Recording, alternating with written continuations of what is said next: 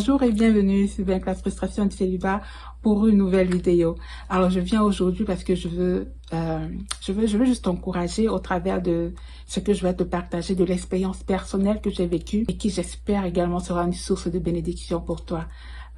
Alors, ce que je sais de moi et ce que tu dois, j'en ai déjà parlé dans mes vidéos, j'aime beaucoup exhorter les gens, j'aime voir les gens sortir de leurs moments difficiles, j'aime encourager les gens pour qu'ils retrouvent la force d'avancer dans la vie, la force de continuer la marche chrétienne en quelque sorte. Donc, j'ai vécu cette expérience qui m'a profondément touchée, qui m'a profondément rapprochée de Dieu, qui m'a en fait je dirais qu'il m'a amené à une autre dimension en fait. Peut-être plus tard, j'entrerai dans les détails de cette histoire, mais ce que je veux te véhiculer à travers ce message, c'est en fait comment sortir des moments difficiles, des moments où tu as l'impression que vraiment en tout cas des moments où vraiment tu en veux à Dieu. Voilà, c'est vraiment ça, parce que c'est dans cette situation que je me suis encore retrouvée après tant d'années.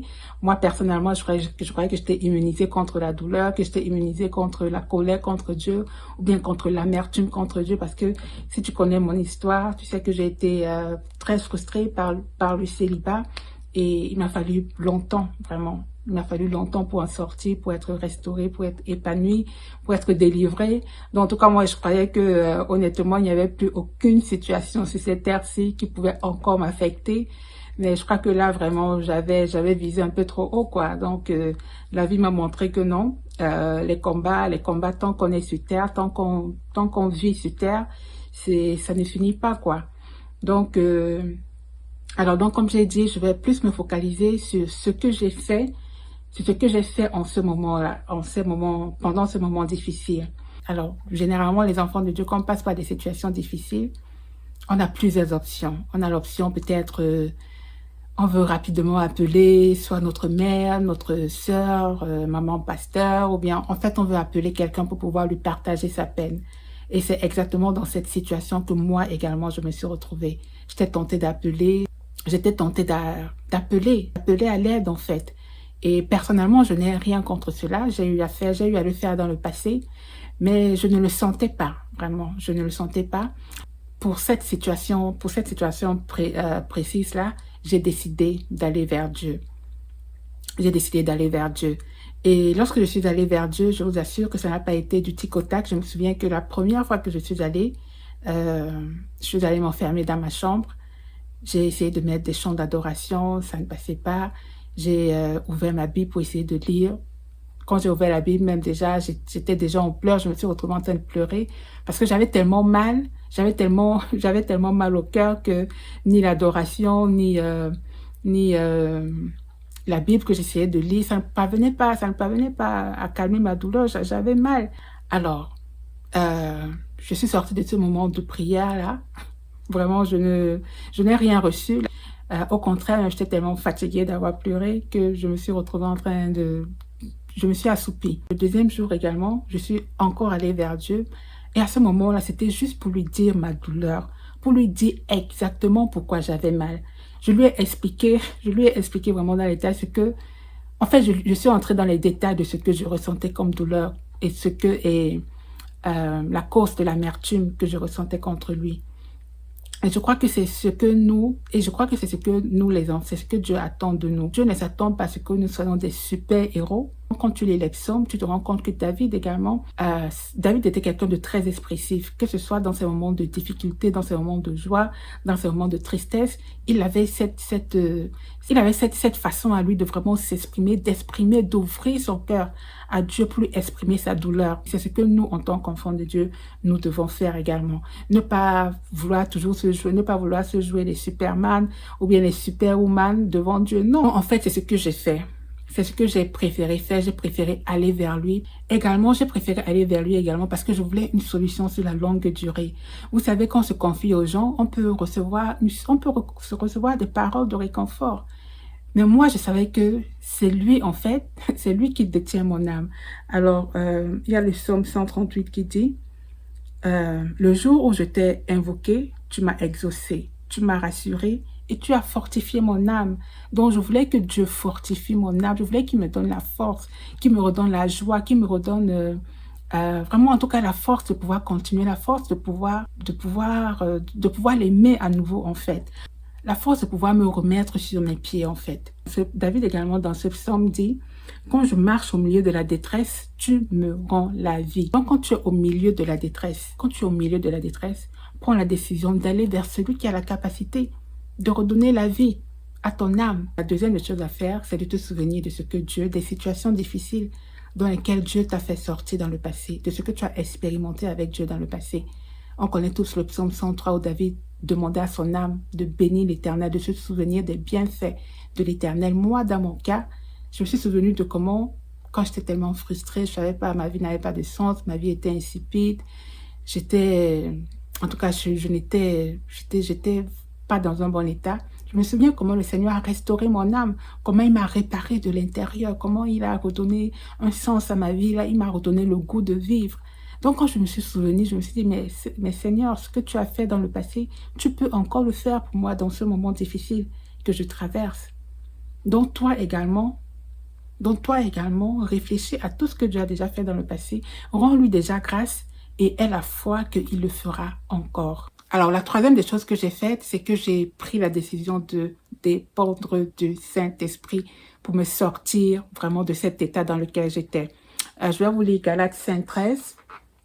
Galates 5:13 qui dit qui nous demande de mener votre vie dans la dépendance du Saint-Esprit et ne soyez pas votre propre maître. Vous voyez? Donc, en fait, il ne peut pas avoir deux capitaines dans un bateau. Tu cries à l'aide, il faut pouvoir laisser la place à la personne qui va t'aider pour pouvoir intervenir. Je me souviens que je me suis humiliée, je lui ai carrément redonné, je lui ai dit: Saint-Esprit, je te redonne ma vie, je te redonne mon cœur, je te redonne mes émotions, je ne veux plus gérer cette histoire, je veux que tu viennes et que tu m'aides. J'accepte de baisser la garde, j'accepte que tu sois le capitaine, j'accepte que tu sois mon maître, j'accepte que tu viennes et que tu prennes le contrôle de ma vie. Parce que la Bible dit également que parce que nous sommes le temple de Dieu, notre vie ne nous appartient plus. Donc j'ai dit: Saint-Esprit, prends ma vie. Donc je lui ai dit: Saint-Esprit, vraiment cette situation, elle me dépasse, prends ma vie. Ce n'est pas une prière que je n'ai pas déjà faite dans le passé lorsque j'ai donné ma vie à Dieu. Mais lorsque tu traverses des moments difficiles, si tu veux être rempli, si tu veux pour être rempli, il faut pouvoir te vider, il faut pouvoir te vider de toi, pouvoir te vider de ton orgueil, il faut pouvoir te vider de ta manière de penser, il faut pouvoir te vider de ton intelligence et de ta sagesse pour que le Saint-Esprit puisse vraiment prendre le contrôle total. Il faut te vider de toi-même en fait. Et une fois que j'ai pris cette décision, je me suis dit: ok, si tu as donc décidé que ce soit le Saint-Esprit qui dirige ta vie, il faut prendre conscience vraiment qu'il est là. Donc, une fois que j'ai pris cette décision, honnêtement, j'étais comme un petit enfant. Vraiment, les jours qui ont suivi, j'étais soulagée. J'ai dit: Saint-Esprit, je ferai ce que tu me demanderas de faire. Vraiment, je m'alignerai. Tout ce que tu vas me demander de faire, franchement, je vais le faire. Et c'est justement dans cette période que je me suis rendu compte que mon interaction, que mon intimité avec lui avait en fait augmenté. Vous voyez, parce qu'en fait, c'est pour vraiment créer une intimité avec Dieu, c'est cette interaction en fait à chaque instant, à chaque moment. Et il y a également deux versets qui m'ont beaucoup aidé, qui sont Jean 14:16, qui dit que l'Esprit Saint, l'Esprit de Dieu est avec nous éternellement.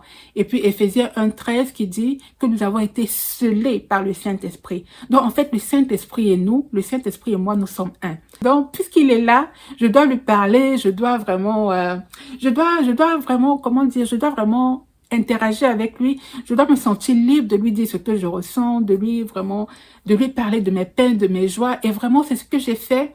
Et honnêtement, je me suis pas rendu compte à quel moment j'ai eu cette victoire dans mon esprit, à quel moment j'ai senti ce poids me laisser.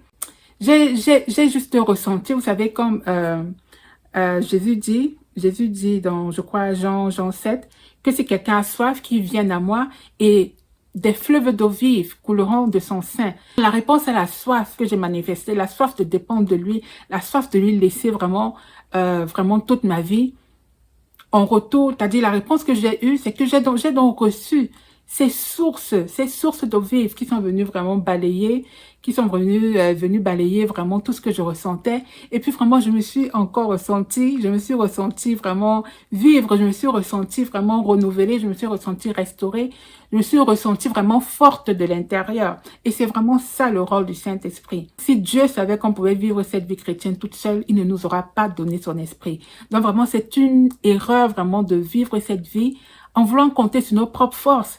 Vous voyez, c'est pourquoi l'apôtre Paul m'a dit que notre capacité vient de lui. Notre capacité vient de Dieu. Et Jésus également a dit que sans lui, nous ne pouvons rien faire.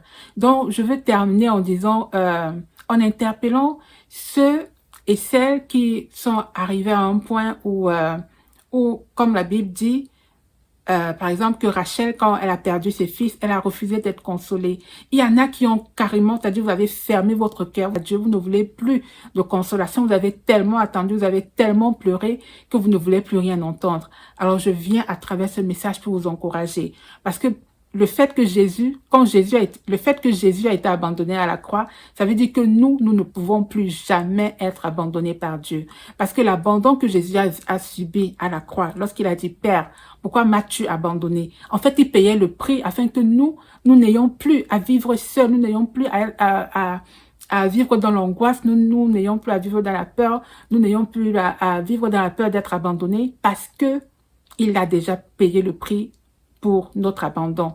Donc, ce qui fait que Dieu est avec nous et il nous a confirmé cela en nous donnant son esprit. Donc, tu n'es pas seul. Et tout ce que je veux t'encourager à faire, c'est non seulement de permettre, tu dois permettre à Dieu de faire le travail en toi.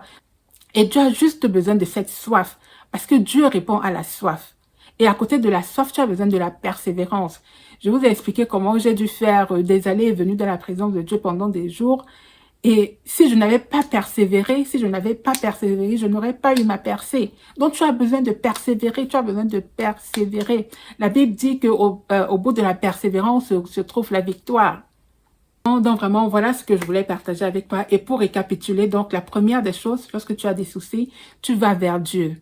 Parce que la Bible dit que Jésus s'est compati à nos faiblesses, parce que lui également, il a été homme. La deuxième des choses que tu dois faire, c'est de compter les bienfaits de Dieu dans ta vie. Et la troisième, enfin, c'est de dépendre du Saint-Esprit. Et je me souviens d'ailleurs qu'après que le Saint-Esprit a fait ce travail en moi, j'ai réalisé qu'en fait, que cette situation, il y avait de bons côtés. Vous voyez, il y avait de bons côtés. Ça ne s'est pas passé comme moi je le souhaitais. Donc, il y a quand même quelques aspects qui méritent que je te rende la gloire. Il y a quand même quelques aspects qui méritent que je te loue et que je t'adore. Parce que oui, c'est vrai que ça ne s'est pas passé selon ce que moi je veux. Mais comme je dis, quand j'observe, je me dis, mais Seigneur, ta main quand même était là. Ta main était là. Et pour ça, je te rends toute la gloire. Et pour ça, je te loue. Pour ça, je te dis merci. Donc voilà, je vais m'arrêter là. C'est vraiment ce que je voulais partager avec toi. J'espère que tu as été encouragé par cette vidéo. Et je te dis à très bientôt par la grâce de Dieu.